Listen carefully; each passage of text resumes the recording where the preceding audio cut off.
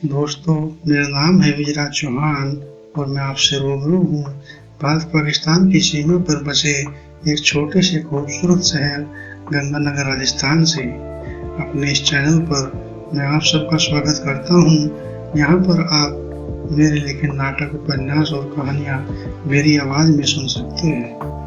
दोस्तों, चलिए शुरू करते हैं आज के उपन्यास को।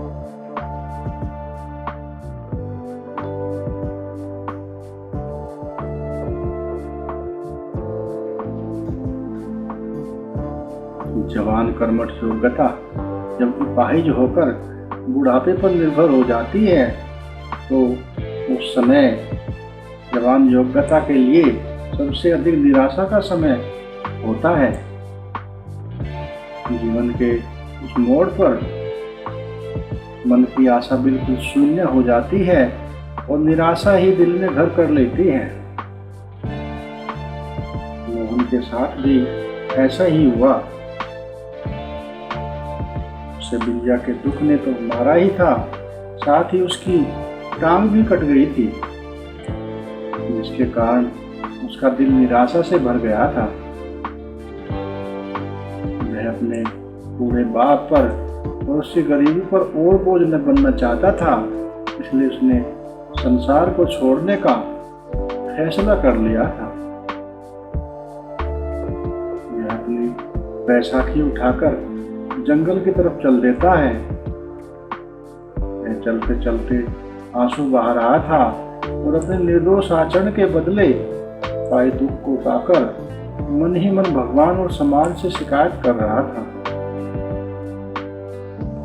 मन इन्हीं बातों को मन में बार बार दोहरा रहा था। पगडंडी से होता हुआ नहर के ऊपर से चलकर जंगल के रास्ते से घुस जाता है।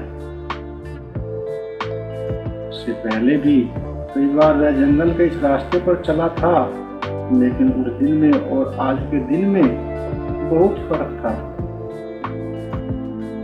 मोहन जब इस रास्ते पर उस दिन आया था तो वह एक शेर था और उसके अंदर एक शक्तिशाली दिल था, लेकिन आज उसका दिल एक गीदड़ सा बन गया था, जो अपनी कटी टांग के कारण निराशा में जलकर राख हो चुका था। मोहन इन्हीं घोर निराशा में डूबे जंगल में अपनी मौत पाने के लिए जंगल के कुएं की तरफ बढ़ा चला जा रहा था कि अचानक वह रुक गया। उसने देखा कि घने पेड़ों के बीच एक झाड़ी पर एक गेरुए से रंग का वस्त्र सूख रहा है, जिसे देखकर मोहन को महसूस हुआ कि शायद वह कोई साधु या महात्मा हो। उसने भगवान के बारे में तो बहुत सुना था, लेकिन उसने न तो उसे कभी देखा था और न ही कभी महसूस किया था।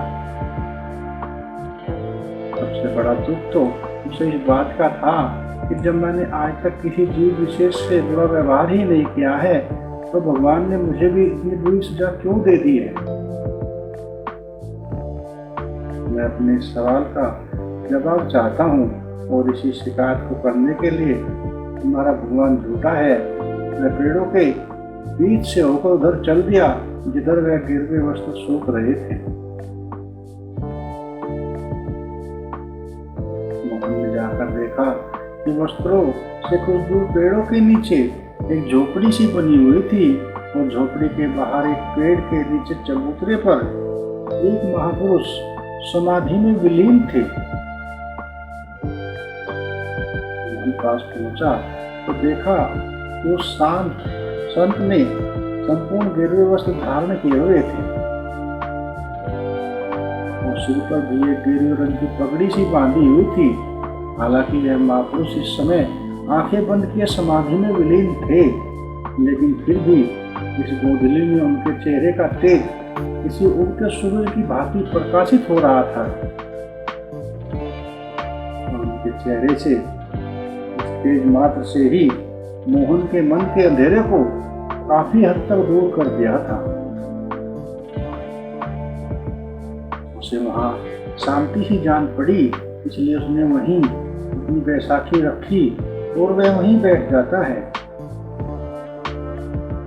इंतजार करने लगता है इस बात का कि जब योगी साहब अपनी आंखें खोले और कब उनसे कहे कि इस अन्याय के लिए शिकायत करूं। आखिरकार जब काफी देर हो गई तो महात्मा ने अपनी आंखें खोली।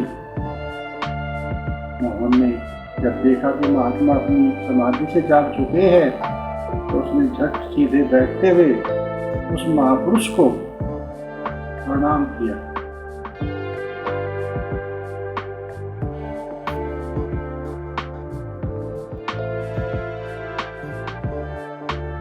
अपनी इन्हीं लाइनों के साथ ही आज के प्रोग्राम को यहीं पे विराम देते हैं।